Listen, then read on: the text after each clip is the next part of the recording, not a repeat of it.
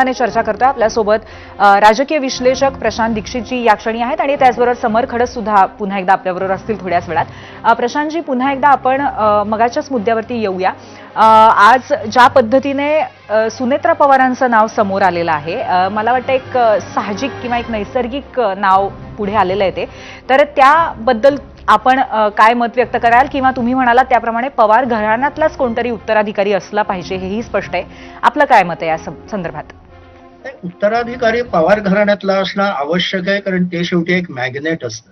त्या मॅग्नेट भोवती सगळं राष्ट्रवादीचं संपूर्ण तंबू उभा राहिलेला आहे. पहिलं मोठं मॅग्नेट शरद पवार होते, त्याच्यानंतर अजित पवार हे दुसरं तयार होत होतं, पण दुर्दैवाने ते अचानक बाजूला पडलं. आता कुठेतरी त्या घराण्याकडे बघून सगळे राष्ट्रवादीचे कार्यकर्ते उभे राहणार. प्रॉब्लेम असा आहे की आता घराण्यातला एक किस्सा हा अजितदादांपासून दूर गेला होता.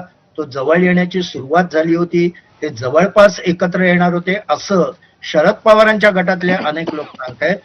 म्हणजे अजितदादांच्या गटातले लोक अजून काही त्याबद्दल मोकळेपणे बोलत नाहीयेत. कारण मुख्य प्रश्न असा आहे की सत्तेत सहभागी होऊनच पुढची वाटचाल करायची का विरोधी पक्षात जी एक पोकळी निर्माण झाली आहे महाराष्ट्रात, ती आपण भरून 29च्या निवडणुकीपर्यंत थांबवायचं. आता हा निर्णय घेणं फार कठीण आहे, सोपा अजिबात नाहीये. आत्ताच्या घडीला मला असं वाटतं की कदाचित सुनेत्रा पवार उभ्या राहिल्या, बहुतेक त्या उभ्या राहतील. बिनविरोध कदाचित ती निवडणूक होईल. भाजप आपला उमेदवार देणार नाही. आणि त्याच्यानंतर राज्यसभेमध्ये शरद पवारांची जागा एप्रिलमध्ये संपतीये, म्हणजे त्यांची मुदत संपतीये.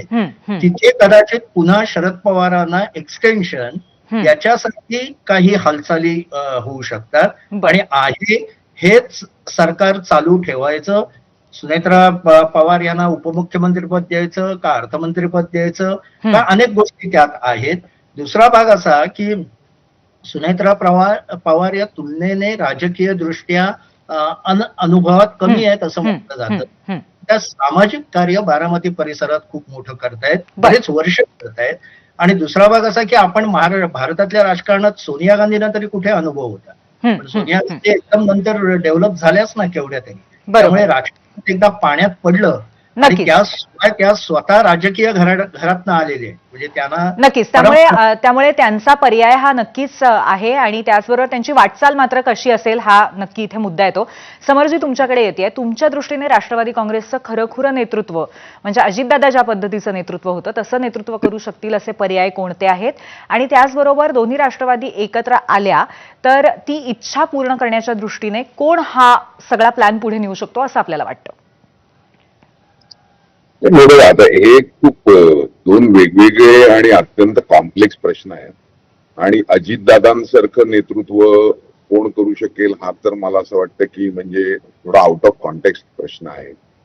आणि म्हणजे तशा पद्धतीचं, कारण प्रत्येक माणूस हा वेगवेगळा डेव्हलप झालेला असतो.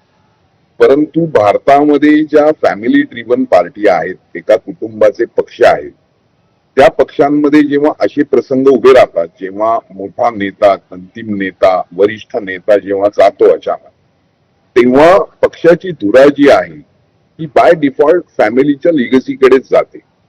आणि म्हणजे किमान जर तुम्ही बघितलं अल्पकालावधीसाठी, परंतु मध्ये ज्या आहेत एका पक्ष आहेत, त्या पक्षांमध्ये जेव्हा असे प्रसंग जेव्हा, आणि पुन्हा राष्ट्रवादी काँग्रेसचा जो जनाधार आहे एका विशिष्ट समाज समूहाचा, ते पाहता आत्ताच्या घडीला राष्ट्रवादीमध्ये जे बाकीचे नेते आहेत, प्रफुल्ल पटेल असतील किंवा सुनील तटकरे असतील किंवा छगन भुजबळ असतील, ते या पक्षाचे सर्वेसर्वा होऊ शकतात असं मला वाटत नाही. त्यामुळे बाय डिफॉल्ट मला असं वाटतं की पक्षामध्ये हे चालू होईल, किंबहुना काही प्रमाणात ते आजपासूनच सुरू झालेलं आहे, ते थोडं थोडं वाढत जाईल की सुनेत्रा पवार यांनी हे नेतृत्व स्वीकारावं आणि त्या दृष्टीने ते सगळं चालेल. आता उरला प्रश्न हे दोन पक्ष एकत्र येण्याचा, तर त्याची एक पृष्ठभूमी अजित पवार तयार करत होते. आणि दोन्ही पक्षांमध्ये, दोन्ही पक्षांच्या नेतृत्वामध्ये, म्हणजे खरं तर त्यांच्या कुटुंबामध्येच याची चर्चा सुरू होती हम्म. आणि त्याचे परिणाम आपल्याला स्थानिक स्वराज्य संस्थांमध्ये दिसले की एकाच चिन्हावरती दोन्ही पक्ष लढले घड्याळावर. तर असं साधारणतः होत नाही. एक कुठलाही पक्ष हा स्वतःच्या चिन्हावरती लढतो आणि शरद पवारांनी तर लोकसभेमध्ये तुतारी चिन्ह घेऊन एक परफॉर्मन्सही दाखवला होता. त्यांना विधानसभेला तो दाखवता नाही आला, परंतु त्यांनी तुतारी हे चिन्ह महाराष्ट्रात पोहोचवलेलं होतं. असं असताना घड्याळावर आता सुद्धा जिल्हा परिषदा आहेत. सातारा जिल्ह्यात सगळ्या सीटा ऑलमोस्ट या घड्याळावर लढतंय शरद पक्ष हा चिन्हावरती तर लोकसभा परफॉर्मन्स होता. त्यांना विधानसभेत त्यांनी तुतारी चिन्ह महाराष्ट्रात पोहोचवलेलं होतं. असं असता घड्याळावर आता सुद्धा जिल्हा परिषदा आहेत.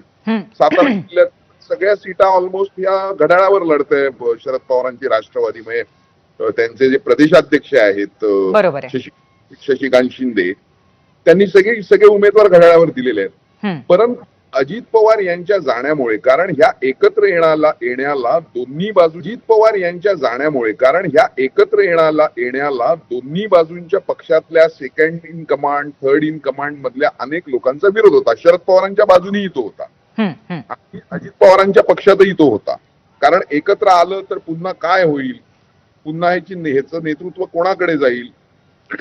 जर त्या ठिकाणी शरद पवार किंवा सुप्रिया सुळे असल्या नेतृत्वात आल्या तर ते आपलं काय करतील असं अजित पवारांच्या पक्षातल्या बरोबर आहे. पण हे आधीच असलेले प्रश्न आता आणखीन गुंतागुंतीचे होतील का, ते आणखीन सुरळीतपणे